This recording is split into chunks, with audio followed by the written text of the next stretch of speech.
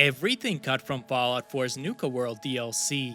After listening to the Nuka-Cola family radio broadcast and entering the Nuka-World Transit Center, you'll encounter Harvey, who is attempting to lure people to Nuka-World. After speaking with him or killing him, you can obtain the password to the Nuka Express monorail control terminal, restore power to the train, and ride it to Nuka-World. Originally, however, powering up the Nuka Express appears to have been a bit more complicated than the simple terminal interaction seen in the final game. According to the quest script, there are 5 leftover empty sequential quest stages that strongly suggest the train sequence was at one point tied to a larger multi-step objective. There are also several leftover world objects related to the sequence, including an unused power generator switch and an unused train activation button. Together, these remnants suggest players were originally intended to manually restore power to the Nuka Express through a more hands-on sequence before boarding the train, but at some point during development, the entire section was simplified into the much shorter terminal-only version included in the final release. Upon arriving at the Nuka station outside Nuka-World, Red-Eye will announce over the intercom that there is a new Gauntlet runner, starting the quest Taken for a Ride. In this quest script, there's an abandoned property that indicates Red-Eye, the Raider radio host, was once intended to mock you over the loudspeakers if you died in the Gauntlet, but this was obviously not implemented because the player can't really hear well after dying.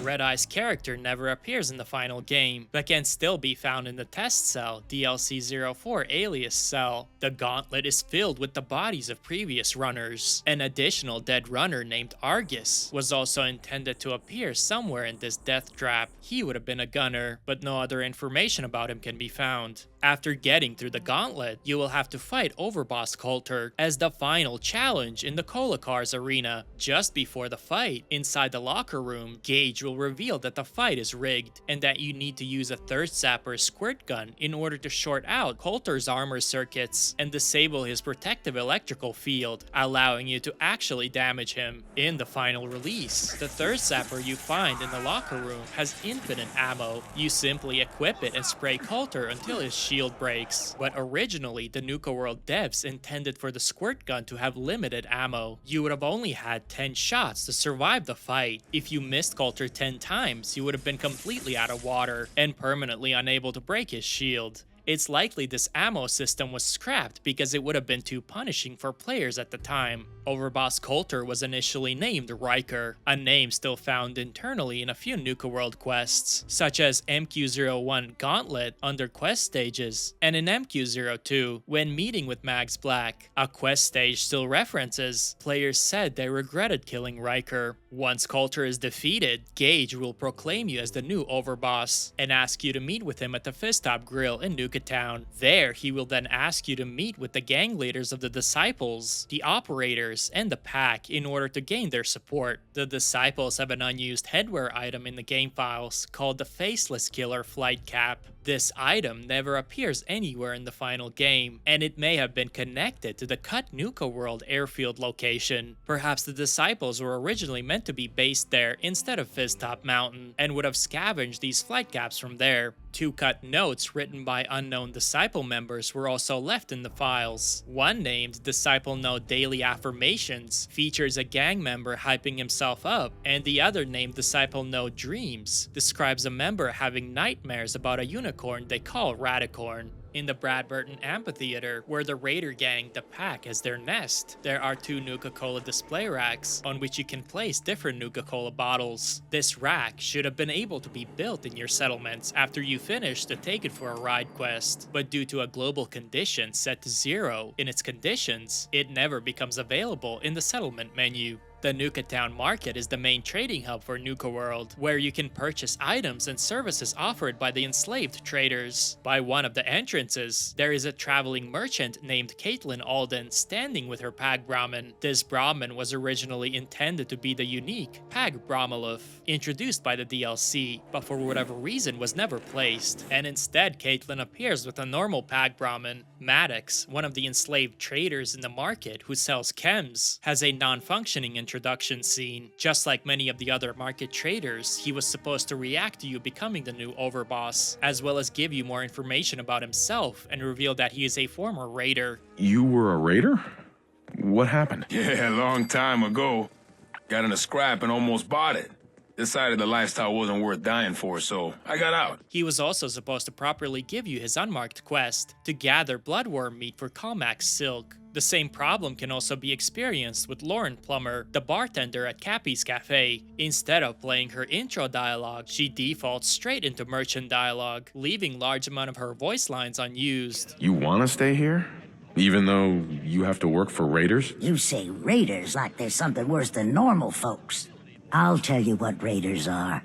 They're people who see the true nature of the world, and they ain't afraid of it. Next to Cappy's Cafe is the Nuka-Cade, an arcade hall featuring 5 different playable games, one of them being Whack-A-Kami. According to the DLC's game files, there are multiple colored versions of the Whack-A-Kami machine in yellow, blue, and green. However, in the final game, only the red version appears in the Nuka-Cade and in the workshop. There is also a second version of the Whack-A-Kami machine with slightly different artwork. The background is red instead of blue, and the Kami ghost creature is holding his hands up instead of down. This alternate version also has yellow, blue, and green color variants. The skee ball game, found in the Nuka-Cade, also exists in multiple other colors within the game files. In the final release, it can only be found and built in the blue color, but there are also yellow, green, and red versions of the machine. Almost all of these arcade games can be built in your settlements, except for one, the Bandit Roundup game. Just like with the Nuka-Cola display rack I talked about earlier, this game's global condition is set to 0 in its conditions, disabling it in the workshop menu. By simply changing the 0 to 1, it becomes available and is fully functional. After exploring Nuka Town, meeting all 3 gang leaders, and returning to Gage, he will inform you that expansion is needed and task you with clearing out the 5 parks still unoccupied by the raiders in Nuka-World and assign them to the gangs. Gage will also become available as a companion. He has unused voice lines where he tells you that Dogmeat needs help and is down.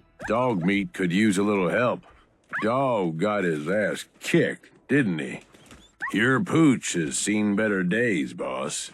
These appear to be left over from when Dogmeat was still intended to be recruitable as a second companion, alongside a regular companion, similar to how it worked in Fallout 3 in New Vegas. In the final release, Gage does have a voice line directed at Dogmeat, but only when you swap Dogmeat out for him. When trying to clear the Safari Adventure Park, in addition to killing all the Gator Claws, you will have to find the cloning machine that is creating them, and stop the Gator Claw infestation caused by the Gullified pre-war scientist, Dr. Darren McDermott, whose holotape recordings can be found throughout the park. In Fallout 4 in general, in order for a holotape to play, a hidden actor NPC is required, and it's no different for Dr. McDermott. What's interesting, however, is that there is another McDermott NPC found in the DLC's files, who looks different from the holotape voice version, appearing bald and wearing a lab coat. This suggests that he may have originally been intended to make a physical appearance in the game, but the idea was later abandoned and the NPC was left unused. After dealing with the Gator Claw problem, you'll still have to deal with Sito and his family of Gullified gorillas, who raised him after his parents died, in order to be able to assign the Safari Park to one of the gangs. There seems to have once been an easier way intended to convince Sito to let the raiders move into the park. Looking at the Safari Adventure quest in the creation kit, there is a quest stage that reads, "Player presented parents' letter to Sito, can more easily convince him to let the raiders move in." It seems that at one point, you were intended to find the letter, which is located next to Sito's bed in the primate house in the final release, somewhere else, and give it to him, revealing what happened to his mother and father. This would have made Sito more grateful toward the player and allow him to be persuaded more easily. Unfortunately, Sito doesn't have any voice lines reacting to the letter. Next, in order to clear the Kiddie Kingdom park, you will have to deal with Oswald the Outrageous and his horde of painted feral ghouls. The Pit-Boy icon for the Kiddie Kingdom was originally intended to look different, appearing as ice cream cones and lollipops. In fact, many of the original Pit-Boy map icons never made it into the final release. Locations like Dry Rock Gulch, the bottling plant, and Fist Top Grill were all meant to have more distinct icons, but they were ultimately left unused. While Going through the employee tunnels, you will encounter a scene where Oswald is talking to one of his feral ghoul friends. It appears Oswald was intended to be painting the ghoul, while talking to it being out of costume. An unused animation named NPC Paint Ghoul still exists in the creation kit, which also explains why Oswald tells the feral ghoul to stop squirming.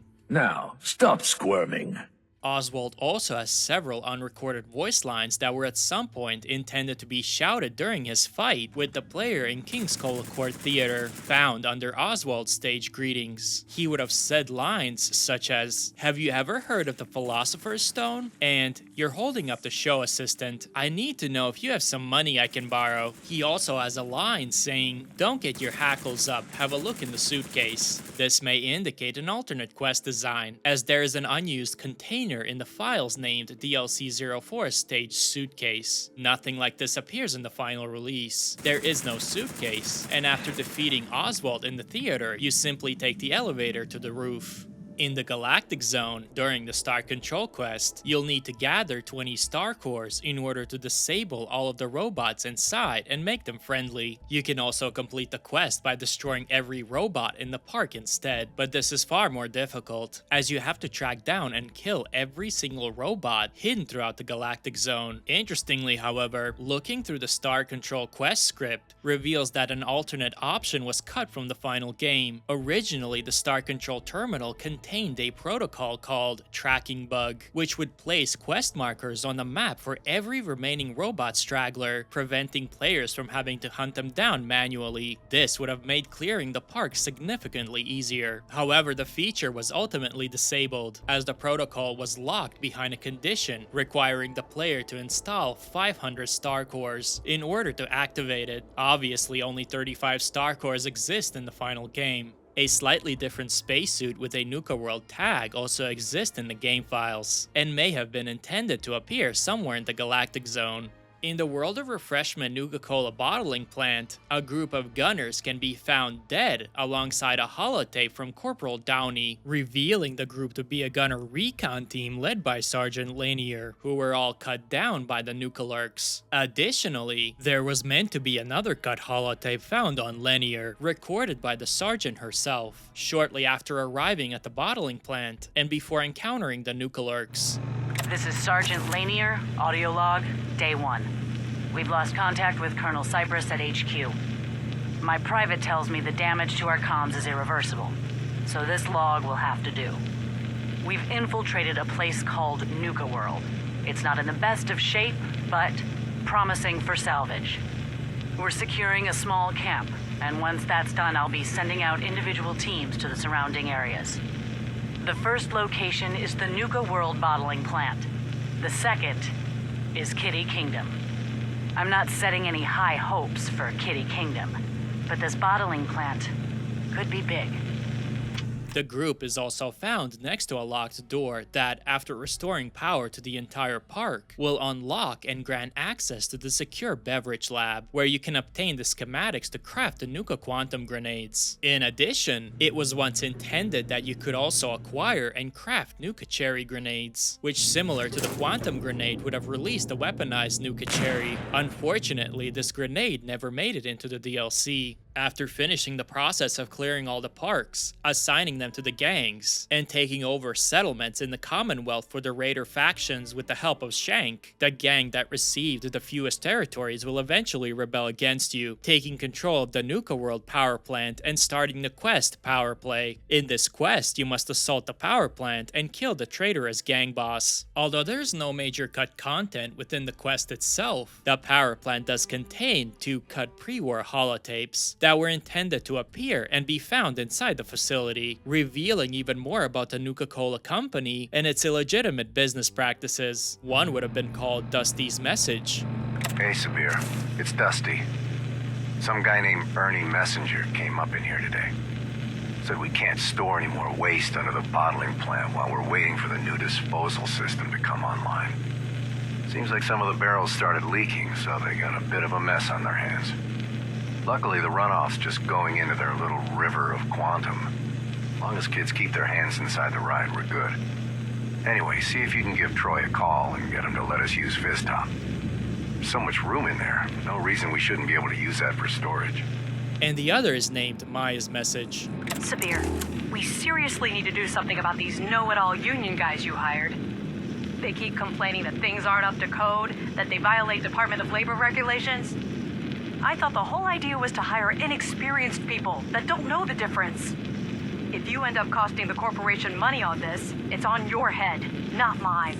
After finishing the main raider quests, there is still a lot to explore outside the Nuka-World park, from hidden locations to unique encounters. One location that was cut from the outer world space of the DLC is the previously mentioned Nuka-World Airfield. Evidence of it can still be found in the creation kit under World Data locations, although it doesn't clearly indicate where the airfield was intended to be placed. I tried looking around the DLC's map, but the only possible clue might be the makeshift hangar camp where random encounters can spawn. There is a lot of flat land around it, with only a few farmhouses in the distance, and it is relatively close to the entrance of Nuka Town, but this is just speculation. An interesting find I made while going through the world space is a sign over certain small locations naming them points of interest. It appears the DLC's developers were planning to add 9 additional map markers that would have appeared on your Pit-Boy under the name Points of Interest, and they would have used this unused Cappy marker. Some of the locations that would have been revealed on your map include the Distiller's Shack, the pipe entrance to the Morton residence, the destroyed farmhouse near Nuka Station, and the abandoned garage next to the Red Rocket Station, where the 2 cats Luna and Katana can be found. This location also would have contained a cut note named Hasty Letter, which would have been written by their previous owner, who was driven off by the raiders and would have asked you to give the cats a new home. Another cut note named Hunter's Journal Page would have also been found at another point of interest, west of the Grantchester Mystery Mansion in the hills, where a Deathclaw matriarch can be found. It would have read Dad was the best hunter in the Commonwealth. Everyone said so. It always grated on me. No matter what I did, it was never enough. It's taken me almost 30 years, but I've finally matched his record. Tonight, I'm going to beat it. I'm going to show everyone who the better hunter really is. There's only one animal he never killed. I've scouted out a den in the hills to the west. Clawcutter is sharpened and ready to go. Let's see how well it works against the Deathclaw.